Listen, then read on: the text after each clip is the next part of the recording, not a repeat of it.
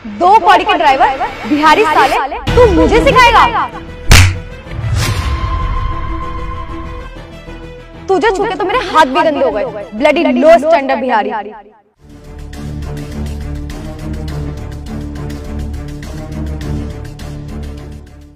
नमस्ते मैम साहब। तुम कौन? वो मेरे पिताजी ना आपके यहाँ ड्राइवर का काम करते हैं। कल रात को ना उनकी तबीयत बहुत ज्यादा खराब हो गई, तो मैं ना रात में ही ट्रेन पकड़ के अपने गांव बिहार से यहाँ आ गया। ओह, बिहार से आए हो? बिहारी हो तुम? दिखा दी ना अपनी औकात। तुम जैसे ब्लडी लो क्लास बिहारी जब भी तुम्हें छुट्टी चाहिए होती है हमेशा बीमारी का बहाना बनाते हो। और तुम्हारे अंदर इतनी भी अकल नहीं है क्या कि अगर तुम काम पे जा रहे हो तो किस हाल में जाना चाहिए? अरे कम से कम प्रेस तो कर लेते। तुम्हें पता भी है मुझे कितने बड़े बड़े हाई स्टैंडर्ड लोगों से मिलना पड़ता है, कितनी सारी मीटिंग्स करनी पड़ती है, और तुम्हें मैं वहां लेके जाऊंगी तो मेरी इज्जत का फालूदा हो जाएगा। वो क्या है ना मैडम, रात को ना पिताजी की तबीयत कुछ ज्यादा ही खराब हो गई थी, तो उनको ना अस्पताल ले जाना पड़ा। और सुबह उठ के टाइम नहीं था तो जो मिला मैं वो पहन के आ गया। प्रेस करने का भी टाइम नहीं था, मैंने सुबह से कुछ खाया भी नहीं है। पर आप फिक्र मत करिए, अगली बार से ध्यान रखूंगा पक्का। मैडम ये गलती दोबारा नहीं होगी, हो सके तो मुझे माफ कर दीजिए। माफी? तेरी माफी का क्या मैं अचार डालूं?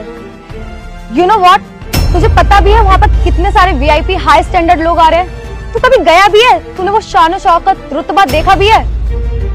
वैसे मैं एक्सपेक्ट भी किससे कर रही हूँ? तो जैसे लोअर क्लास बिहारी से। तुम जैसे लोगों का ना यही काम होता है, रिक्शा चलाना, ठेली लगाना या फिर मजदूरी करना, क्योंकि तुम जैसे बिहारी कभी बाहर निकल के कोई बड़ा काम तो किया नहीं है। नहीं मैडम, ऐसा नहीं है कि बिहार के लोग सिर्फ छोटे मोटे काम करते हैं। आपने सुना होगा कि बहुत सारे आईएएस और कलेक्टर भी बिहार से ही हैं। दो कौड़ी के ड्राइवर बिहारी साले, तू मुझे सिखाएगा? तुझे छू के तो मेरे हाथ भी गंदे हो गए, ब्लडी लो स्टैंडर्ड बिहारी। ओ बिहारी, अब गेट कौन खोलेगा? तेरा बाप? मैडम आप मुझे सिर्फ बिहारी बिहारी क्यों बोल रहे हैं? मेरा कुछ नाम भी है। अबे बिहारी को बिहारी नहीं बोलूंगी तो क्या कलेक्टर बोलूंगी? अगर मेरी मीटिंग नहीं होती ना तो तुझे मैं बहुत अच्छे से बताती। अभी फिलहाल चल यहाँ से।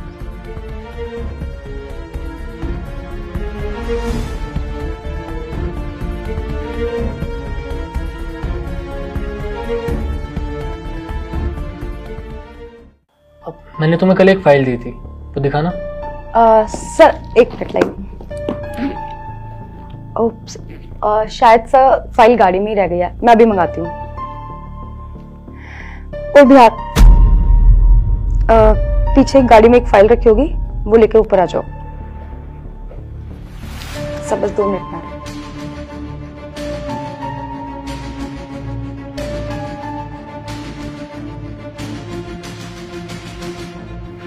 मैम ये आपकी फाइल। ये लीजिए सर।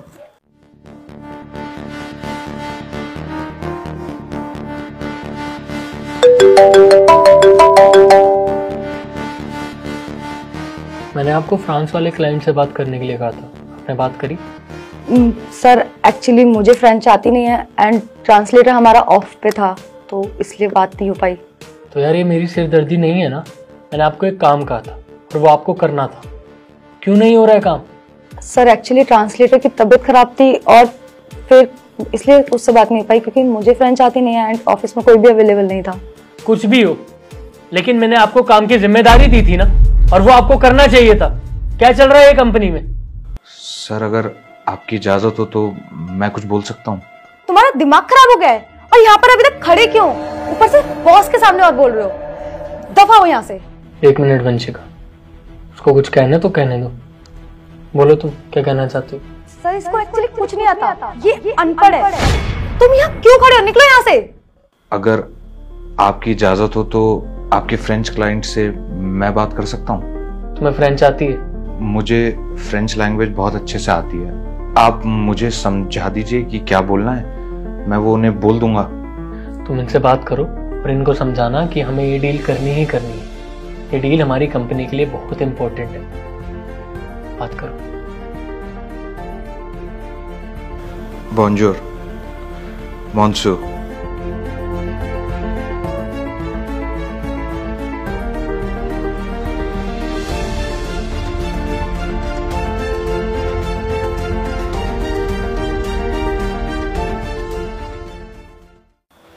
वैसे तुमने इतनी अच्छी फ्रेंच बोलनी सीखी कहाँ से? वो सर, मैं इससे पहले ना गाइड की नौकरी करता था, तो वहाँ पे बहुत सारे टूरिस्ट आते थे, तो फ्रेंच भी बहुत सारे लोग आते थे, तो बस वहीं से। और मुझे फ्रेंच और इंग्लिश के अलावा बहुत सारी लैंग्वेजेस आती है, पर ये जॉब जो मैं अभी कर रहा हूँ ये मैं आगे नहीं करना चाहता। वो तो बस मैं अपने पापा की मदद करने के लिए कर रहा हूँ, वरना मैं तो खुद IAS की तैयारी कर रहा हूँ। अरे वाह, तुम तो काफ़ी टैलेंटेड हो। मैडम, अगर आप बुरा ना माने तो मैं एक बात कहूँ। आज सुबह जब मैंने आपको बताया कि मेरे पिताजी की तबीयत बहुत ख़राब है और उसी की वजह से मैं इन कपड़ों में आया, तो आपने मेरे से कितनी बदतमीजी करी। मैडम, आप जैसे लोग ना दूसरों की मजबूरी नहीं समझ सकते। यहाँ तक कि आपने तो मुझे थप्पड़ तक मारा। कहने को तो मैं भी आपको इस चीज़ का जवाब आप ही की भाषा में दे सकता था, पर मैंने ऐसा किया नहीं, क्योंकि मेरे ना वो संस्कार नहीं है। पर मैम, जो आपने मेरे बिहार और मेरे बिहार के लोगों के बारे में जो भला बुरा बोला है ना, वो मुझे बिल्कुल बर्दाश्त नहीं, और लगता है कि आप किसी गलत बिहार को जानते हैं। आज आपको मैं बताऊंगा कि असल में बिहार है क्या। तो मैम, आप क्या कह रही थी कि हम बिहारी जो होते हैं वो सिर्फ अनपढ़, गवार, गुटखा खा के थूकते हैं, और सिर्फ ये छोटे मोटे रिक्शा चलाना, मजदूरी करना, सिर्फ यही काम करते हैं। कौन से ज़माने में जी रही हैं आप madam? For your kind information, हमारे देश के सबसे ज़्यादा IAS और IPS बिहार से आते हैं। और रही बात कंट्रीब्यूशन और अचीवमेंट्स की, तो उसके बारे में तो मैं आपको क्या ही बताऊं। ऐसी कोई फील्ड नहीं है जहां पे बिहारियों ने अपना डंका ना बजवाया। हमारे देश के पहले राष्ट्रपति डॉक्टर राजेंद्र प्रसाद, वो बिहार से। हमारे देश के तिरंगे में जो अशोक चक्र है, वो हमारे बिहार का देन है। और क्या कह रही थी आप? गवार। आपको बता दूं, इस पूरे विश्व का सबसे पहला एजुकेशन हब नालंदा यूनिवर्सिटी, वो बिहार की देन है। अरे कहां से शुरुआत करूं मैडम? एकेडमिक्स, आपको पता है हमारे देश के ग्रेट मैथमेटिशियन आर्यभट्टा, वो बिहार से। रिलीजन, बुद्धिज्म, जैनिज्म, इनका ओरिजिन बिहार से। And do you even know, Bihar gave us the world's first republic. अब जरा माइथोलॉजी की बात करें। वर्ल्ड्स ग्रेटेस्ट एपिक रामायण किसने लिखी है मैडम? वाल्मीकि जी ने। और वाल्मीकि जी कहां से हैं? बिहार से। और तो और मैडम, हमारे देश के ग्रेट एम्परर अशोका, वो कहां से थे? वो भी बिहार से थे मैडम। और तो और मैडम, हमारे देश के सेंटिमेंट्स जिन दो चीजों से सबसे ज्यादा जुड़े हैं, उनकी बात कर लें, क्रिकेट और सिनेमा। अगर क्रिकेट की बात करें तो महेंद्र सिंह धोनी, वो बिहार से। और सिनेमा की बात करें तो मनोज बाजपेयी, पंकज त्रिपाठी, सुशांत सिंह राजपूत, वो भी बिहार से। और सुनाओ मैडम, आप सुन पाओगे? अगर मैं सुनाने पे आऊं ना, तो मैम वक्त, दिन, महीने, साल कम पड़ जाएंगे, लेकिन बिहार के अचीवमेंट्स और कॉन्ट्रीब्यूशंस नहीं। और वो कहावत तो आपने सुनी होगी, एक बिहारी सब पे भारी। बहुत अच्छा लगा सुन के कि तुम अपनी फैमिली के बारे में इतना सब कुछ सोचते हो। वंशिका, ये मैं क्या सुन रहा हूँ? आप कैसे बात कर रहे हो इससे? हर इंसान अमीर गरीब हो सकता है, कोई ज्यादा कमाता है, कोई कम कमाता है, और तुम इसे इसके कपड़ों से जज कर रही हो। अरे आज हमारे पास पैसा है, हम अच्छा खा पी रहे हैं, कल को हमारे पास पैसा नहीं होगा, तब आप क्या करोगे? तब भी इससे ऐसे ही बात करोगे? अरे गरीब है तो इसमें इसकी क्या गलती? And for your kind information, civil right act 1964 number 7 के तहत अगर आप किसी के धर्म, जाति, कलर को लेकर उसका मजाक बनाते हैं ना, तो आपको 5 से 7 साल तक की सजा हो सकती है। It's a punishable offence. आ रही है आपको समझ? और कानून तो आपको बाद में सजा देगा, पहले सजा मैं दूंगा आपको इस ऑफिस से निकालकर। You are fired. जा सकती हो। Sir, I said leave right now. जी सर।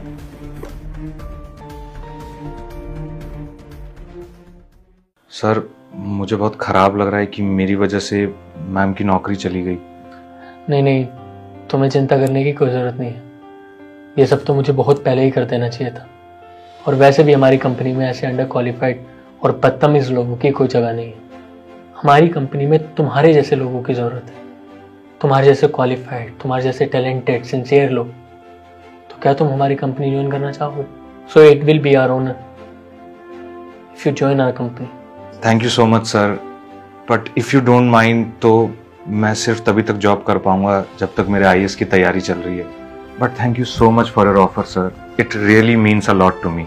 सर क्या मैं आपसे एक बार हाथ मिला सकता हूँ? हाथ नहीं मिलाऊंगा तुमसे, गले मिलूंगा।